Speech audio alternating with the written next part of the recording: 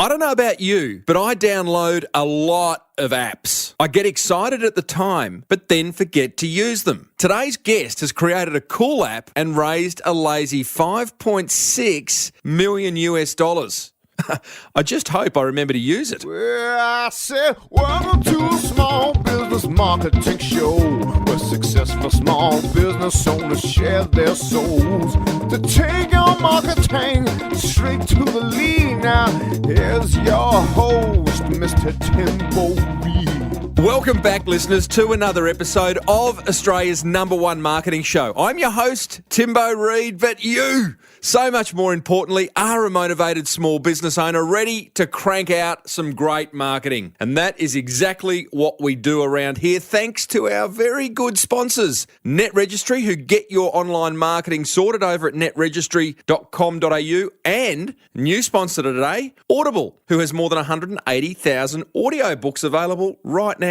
You can grab one for free over at audibletrial.com/SBBM.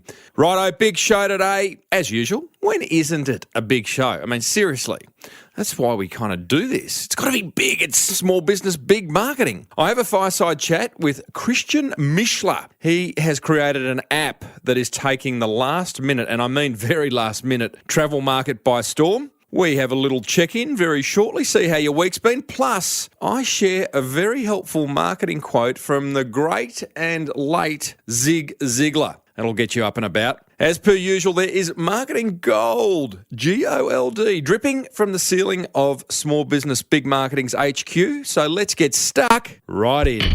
Get on Timbo's mailing list over at smallbusinessbigmarketing.com. So, how's your week been? Hope it's been a good one. I've had a good one. I've done lots of travel this week.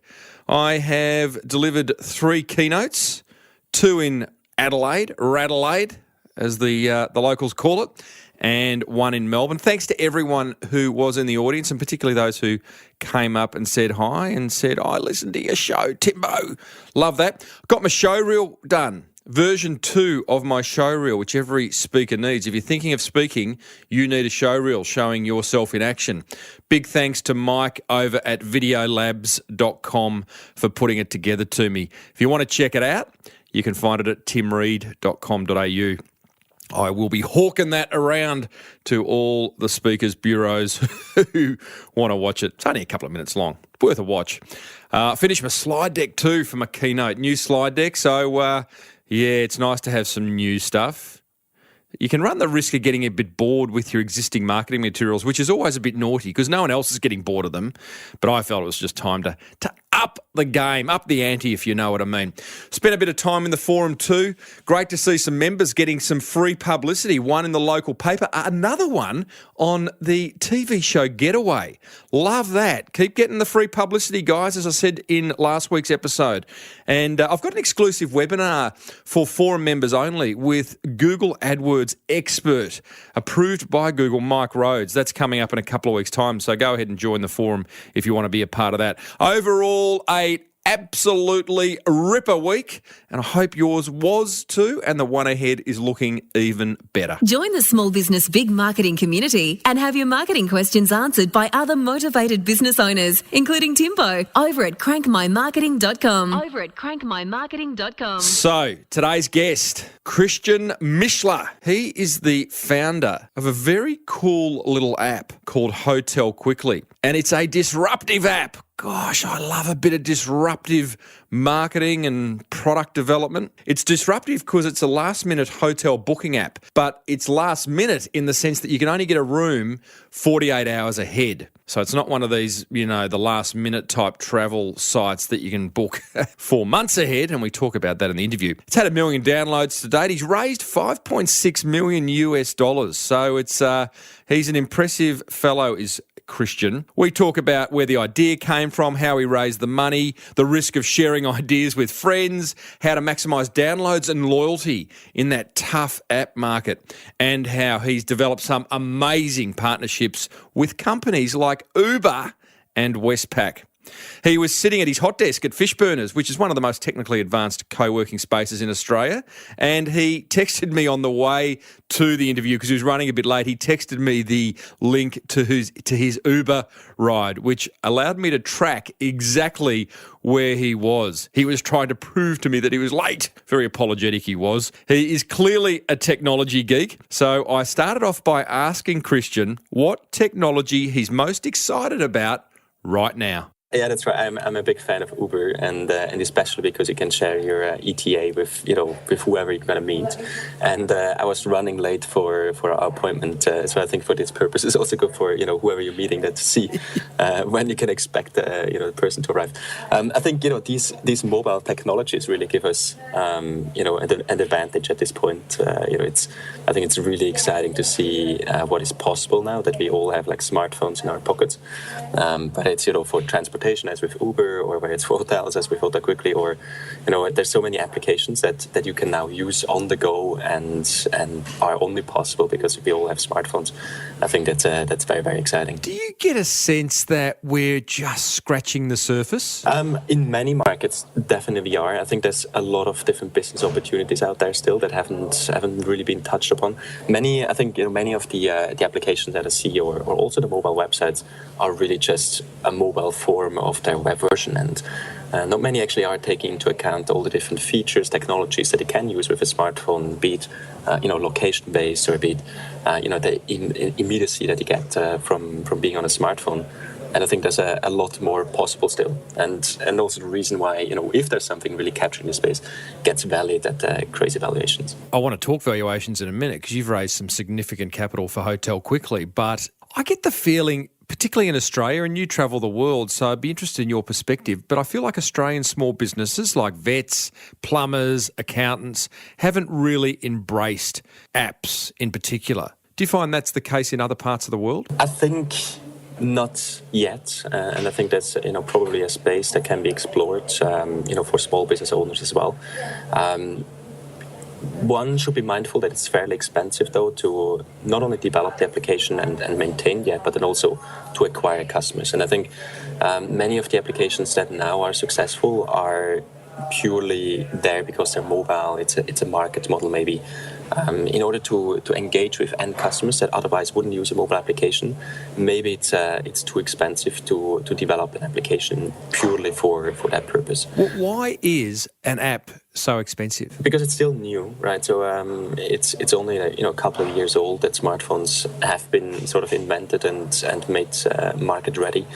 It's still fairly new, so it's purely like the technology in itself is young, and there's not too many developers out there. Now everybody, of course, realizes mobile is a space that we should explore, and these developers are in big demand. So if you want to have a good developer, either you go through some provider that can create an application for you, that you don't have to hire your developers yourself, but they're also hugely in demand, so they can just increase the price and charge horrendous hourly wages for that.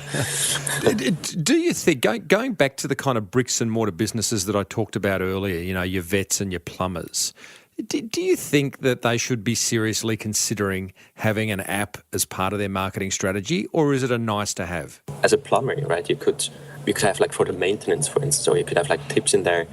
How can I'm not too familiar with the whole plumbing space, but how could you maintain your own equipment, or you could also even then start to extend it's just maybe an online service, right, that you could sell through the application, and then you could become like a marketplace that other plumbers could also tie in. If then as an end customer you need a plumber, you could go through this application and then find somebody. You will get it like as a plumber. You get a commission if you get somebody else to do the job for you, etc. So I think it could be a way to gain reach. I don't think necessarily in like the traditional way, just as an advertising platform, but to engage better and to create sort of a network of plumbers. And this could easily be started by one plumbing company itself, right? So you can be an extension or a changed approach to the plumbing industry. So. Fair enough. Now, Christian, I'm keen to find out how Hotel Quickly came about and managed to raise a whopping 5.6 million US in funding. But before we do, here's a quick word from our sponsor. A common complaint I hear from small business owners is that marketing their business online does their head in. Sound familiar? Is your website not producing the results you'd love? Is it hard to update? Does it rank poorly on Google? If your head's nodding, then maybe it's time to give NetRegistry a buzz.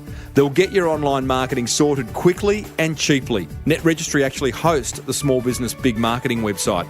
You don't need to be a pro when it comes to the internet team, because they are. And they make it simple and straightforward, getting you a domain name, website hosting, design, whatever you need to market your business effectively online. Visit netregistry.com.au or call them on 1300 638 734 to get your online marketing sorted today. And tell them Timbo sent you. Follow Timbo on Twitter @TimboReid. That's REID. He loves a good tweet. So, Christian, where'd the idea come from for Hotel Quickly? I was based in Asia, actually running a different business, and for that different business, I was traveling a lot. So I was living in Thailand. I was based in Singapore. I had a team in Vietnam, in Portugal, in Colombia. So I was traveling a lot, and I was always traveling last minute.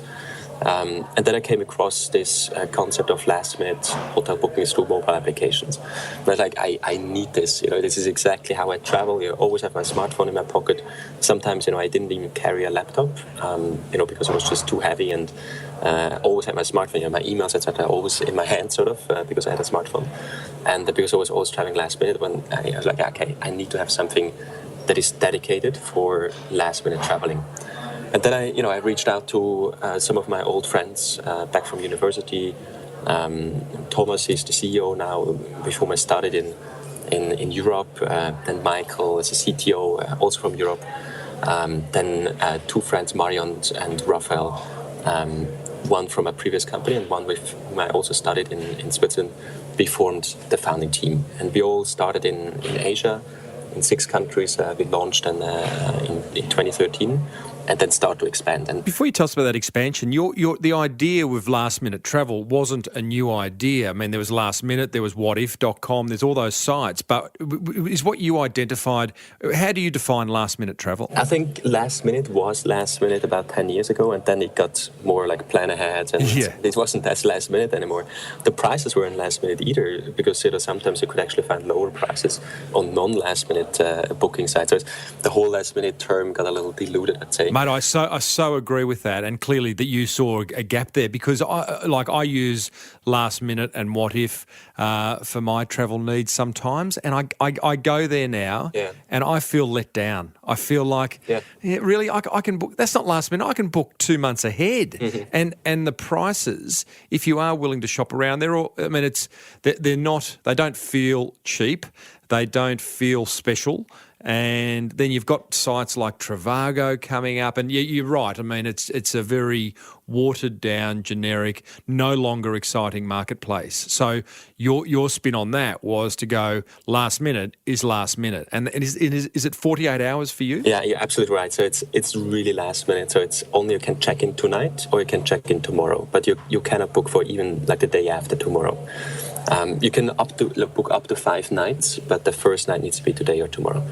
And the reason why we follow this path is because if you're spontaneously traveling somewhere in Sydney, you want to go to Blue Mountains for the weekend, you want to get out of the city, or in Brisbane, you want to go to Gold Coast. You're usually not planning ahead, right? So it's a spontaneous decision. You have your smartphone with you, you fire up the application, and because it's so last minute, we actually do have lower prices than everybody else. Mm-hmm. So we're always cheaper than the Whatifs, the Expedias, the Booking.coms, because it's so last minute. We sell basically distressed inventory of hotels, rooms they otherwise couldn't sell.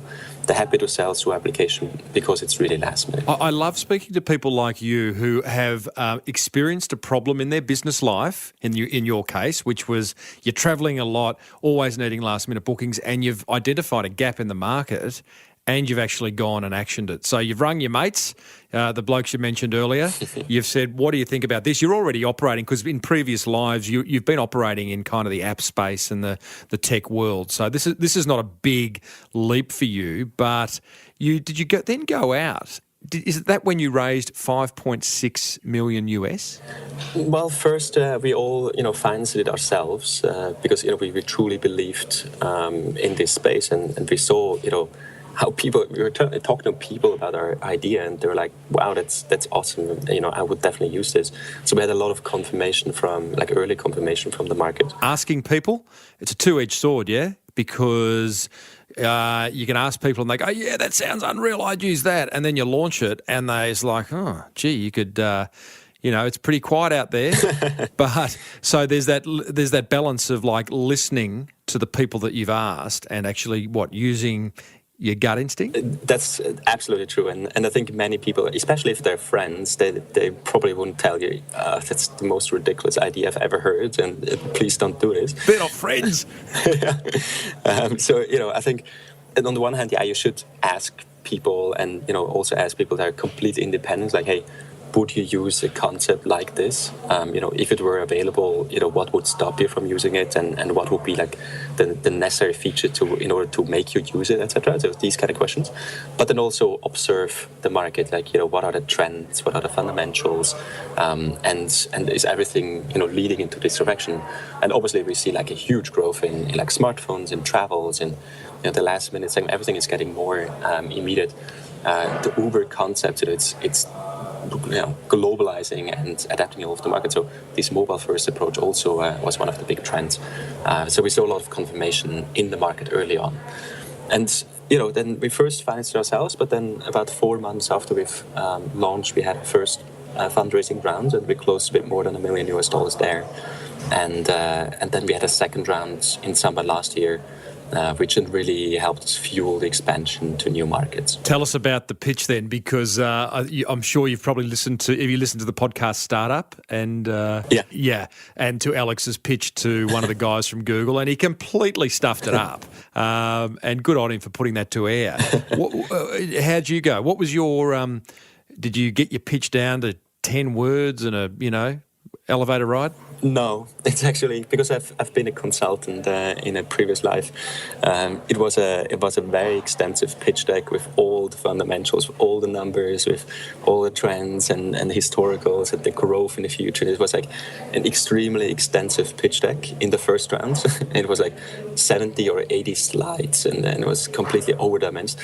But then in the second round, we really broke it down onto the essentials, and we had 12 slides only, purely basically showing what was the historical growth, what do we need the money for, and how can we accelerate with this money, and it was a story compelling enough then to get investors on board. So you did a whole lot of work, 70-page slide deck in the first round, serious slide deck in the second round. When the investors finally came on board, what did they say that tipped them over the edge? I think the story speaks for itself once you have traction. I think the hardest part to raise money is when you have an idea, or at best you have a product, but you barely launched. Then to convince someone to put down some money and believe in you. And I think the belief aspect of it is most important. So they really need to trust you as a person, the team. They need to, of course, understand the markets and see, okay, in our case, within travel, there's a big opportunity, but they really need to trust you with their money and think, okay, if I give this guy some money, he will make more money for me than if I give that money to somebody else. And I think this is really a sales pitch of yourself as well. Of course, the idea is important, but at the end of the day, with any business, it's the execution. And if you deliver better than anybody else in your space, then you will make more money for your investor. And that's what the investor is looking for. Yeah, okay. Well, that would have been a good moment when that money started coming in, but you've given away, I imagine, a fair portion of the farm in order to do this. Yeah. You've all retained some ownership. So you launched in 2013. So what you're about 18 months into Hotel Quickly, yeah? It's already 2 years. So it was early 2013. So it's about 2 years. So we launched in 6 countries. We expanded them very quickly to new markets. We're currently in 15 countries, more than 200 destinations. We're now reaching 1 million downloads, so it's growing very quickly on all fronts. 1 million downloads of what? 1 million downloads of the application. So it's per month, per year? Yeah, all up in total. Are you happy with that? Yeah, it's we're exceeding actually our expectations in many markets. Some markets are a little slower than others. but in many markets we're actually growing faster than others because it's not a game, right? That people just download and play and then uninstall again. It's really we acquire customers that then make transactions through our application. So here's the thing, and I'm sure many people listening will nod their head when I say we all download lots of apps onto our smartphone, and then if you were to actually go through them and say, which ones do you use on a regular basis? Let's say at least every week. I reckon for me, it would be 10% of those apps. How have you overcome the marketing challenge of how are you getting people to download? And then how are you getting people to become loyal users? That's one of the biggest challenges right there. I think that's especially because of the nature of our business, because you just don't need a hotel on like a daily basis. So that's, to download, people to convince people to download the application, that's fairly easy because it's a really nice looking application. We have always cheaper prices than everybody else. So if you have a couple of these benefits and one might go like, oh, okay, that sounds reasonable. It's a free download. You install the application and you have a browse. But then the big challenge is that we don't end up in some folder on the third screen of your smartphone and then people just forget about us. But then once they really happen to be in the situation and they miss a flight, for instance, and they need spontaneously, unexpectedly, they need a hotel room, that we're there and top of mind, and the user who has the app installed and realize, oh, instead of going to Google or to What If or Expedia, I go to and open my Hotel Quickly app. So that's the big challenge, and we do this a lot with engagement through the application. We have some push notifications. We have emails. We're really strong in social media as well. So that we're constantly sort of in the back of a user's mind, without being intrusive, but sort of be close enough to his thought level that once he needs a hotel, that you realize, oh, okay, actually, I have Hotel Quickly and I'm going to save some money if I book through them versus if I book through another channel. Okay, so going back to the marketing of Hotel Quickly, because this fascinates me, like, how are you getting, have you gone and blown 5 million of that 5.6 million on ads? What have you done? I think if we would have done that, probably would be in like 2 million downloads, and now it would be heading a wall. But no, it's basically with the funding. We put a lot of these funds into product development because the app needs to be better than other travel applications. It needs to be like a really smooth, a really sleek experience when you want to book a hotel, especially if you're stuck at the airport, you miss a flight at 2:00 in the morning. It needs to be like so flawless that at least you take a little bit of the pain away. So we put a lot of effort into app development, and then marketing is a lot about creating partnerships as well. So we work with a lot of banks, airlines. Uber, for instance, is one of our partners as well, with telcos, to close partnerships that are mutually beneficial, not only for the partner and us, but also for the traveler. So we create packages. You get extra discount on Uber if you have all the Quickly app, or you have your Westpac bank account, because you have a credit card of Westpac. You also get extra discount on Hotel Quickly. Things like that, so that we create benefits on both sides. And with that, we create a more sustainable growth, because these partners, of course, also help us to acquire customers, but then also, again, to stay top of mind. That's massive. The whole partnership thing gives you so much leverage, and not only leverage because you're going out to a wider audience that someone else owns, but big brands, so the cachet that comes with that. So here's a little Hotel Quickly, now in bed with Uber, with Westpac. Like, how? Yeah, I mean, it's an exciting new product, especially in the financial industry. It's sometimes hard to differentiate your products, and all you can do is basically serve your customers better and have like more added benefits if you have a bank account with one bank versus with another bank. And being on the forefront of this and partnering with a product like Hotel Quickly, a bank manages to differentiate from others who just go with the established players that is a safe bet. So we take a little risk in partnerships, can positively differentiate these banks from others. And with Uber, for instance, it's a mutual benefit. So we helped Uber a little bit with their expansion in Asia once they first launched. We have the same users, right? It's mobile only, it's travel, it's on the go. You pay with a credit card, so it's smartphone users. So it's a very similar target group, and there just makes a lot of sense to team up. Yeah, mate, they're great. They're great partnerships. Well done on getting them. I notice you have just launched the app for the Hotel Quickly app for the Apple Watch. Yeah, correct. Yeah. Are you excited? Now I want you to take off your partnerships hat, your Hotel Quickly hat. Are you excited by the Apple Watch? I think the Apple Watch will create even more immediacy in terms of like how we interact with our applications. You don't even have to take out your smartphone anymore. The app is basically constantly there. You always have your hands basically free, and you still have access to the applications. In our case, it's an extension of the application. So, for instance, you book a hotel, you put all your luggage back. You want to go, you travel somewhere. If your luggage, you go to the taxi. You don't have to take out everything again. You just show your watch and to the cab driver, and the taxi driver will take you to the address. It's enabling or making smartphones even more useful. I don't think that the watch itself will become like a standalone product to this point, at least. I think it will take some time still until the Apple Watch will be capable of being just a device on its own.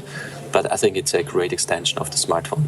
And, Android, has done it already for like 2 years. There's the smart gear for Samsung, and they show what is possible. So far, it hasn't really been adopted by the public, but I think with Apple's superior marketing strategies and ability to really capture people's minds and get them embracing new technologies, I think they may help to create a breakthrough in this respect. Hope you're enjoying this little fireside chat. Just a quick word from sponsor Audible, who is offering you a free audiobook of your choice and a free 30-day trial membership. Just go to audibletrial.com/SBBM and choose from over 180,000 audiobooks. Download a title for free right now. Well, after the show's finished. Seriously, it's that easy. Go to audibletrial.com/SBBM and get started today. Do you need a speaker for your next conference? Recommend Timbo to your event organiser. Or better still, book him. Tim Reid, that's reid.com.au. Lastly, Christian, and thanks for sharing all these insights, what copycats must have come on relatively quickly? How quickly did they appear, and how do you manage them? There have been 2 or 3 competitors in the same space in Asia. The thing is, Hotel Quickly looks very simple from the outside, and it's a mobile application. You list a couple of hotels and you book them through the app. It looks simple to copy, but there's a lot of work, a lot of intelligence in the back that is required in order to make it work. The integration with the hotels. You need to have a sales force signing hotels and maintaining relationships with these hotels. The whole engineering team, marketing team. So it's a costly business to build up. That's also the reason why we've raised this amount of money. And all these copycats sort of, died in the meantime. So it's hard to execute. And as I said previously, it's like your idea is, can be good, but at the end of the day, it's the execution that needs to be superior, and then you'll make it. Clearly, there's a lot of work going on in the background. That's obvious. But one of the things I noticed when using the app was that I liked how I was in Melbourne. It said there's six hotels available for you right now, and then it said something down the bottom of like. You might be able to help me with a copy line here, but it was like, are you surprised that there's only 6 or something to that effect? And yes, it's exactly what I was thinking, because I was in that kind of what if kind of mindset where there's 600. And then I click on that and it says there's 6 because, you're selective. You have gone and visited each one of those hotels. You are happy to put them forward. So not only is there a lot of technical work going on in the background, it sounds, or at least it feels like you've got people on the ground checking things out. Absolutely. For us before we arrive. I think with the whole what ifs and Expedia's, it's a great product for the web. You have all information available. It creates transparency. You can filter for whatever. But once you're on a smaller screen, once you're on a smartphone, this becomes a burden. It's not a help anymore. If you have to go through 600 hotels, nightmare. So we want to, do all the work for you. We've selected the best 3, 4, 5-star hotels according to ratings. It's in great locations, great reviews. We've visited all of these hotels. We picked these, and they're always cheaper than anywhere online. So we have basically all the filters that you would anyways apply on a website in order to find your preferred hotel. We've already applied, and then we pick the best deals and show you only these deals. Love it, mate. Well done. Thank you for sharing that. Haven't had the app discussion on this show for a while, so it was timely that you come along. Listeners, Hotel Quickly is the name of the app. Go and download it, play with it. If nothing else, have a look at what is a very beautiful user interface.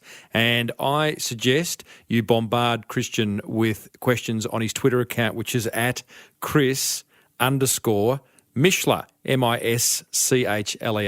You don't mind us doing that, do you, Chris? Not at all. Not at all. Good on you, mate. Thanks for sharing. Thank you very much for having me. What an impressive fellow is young Christian Mischler. Be sure to hit him up on Twitter. And I want to share my top 3 learnings thanks to Net Registry and Audible, following what I found to be a very insightful fireside chat. Number 1, work on mutually beneficial partnerships. Partnerships are massive because all of a sudden you've got that leverage of taking your brand to a whole other tribe of people who may want to benefit from it. And Christian's partnerships with Westpac and Uber, boy, that is impressive. Number 2, work hard at ensuring your website looks beautiful with an interface that users want to engage with. If you have a look at Hotel Quickly's interface, it really is quite beautiful and you can't help but want to kind of have a look around. Number 3, make apps more top of mind. There really are some amazingly helpful ones out there, like Uber, like Hotel Quickly, like Downcast, which is what I listen to my podcasts on. You can download an app and then forget it's there, but there is some amazing apps that kind of make life a little bit easier, and that's a good criteria for choosing one. I'd love to know what your favourite app is, so be sure to leave a comment in the show notes for episode 240 over at smallbusinessbigmarketing.com. Zig Ziglar once said, if you can dream it, then you can achieve it. You will get all you want in life if you help enough other people get what they want. Nearly at the end. Next week we are joined by physiotherapist turned entrepreneur Luke Goodwin, who's invented a very clever sock. I know, who would have thought we needed a clever sock? If you're serious about taking your business to the next level, then join hundreds of motivated business owners inside the Small Business Big Marketing Forum over at crankmymarketing.com. Be sure to hit me up on Twitter at Timbo Reid, that's REID, and be sure to use Net Registry to get your online marketing sorted. And don't forget to grab your free audio book over at audibletrial.com/SBBM. Until next week, I'm Timbo Reid. May your marketing be the best marketing. Bye for now.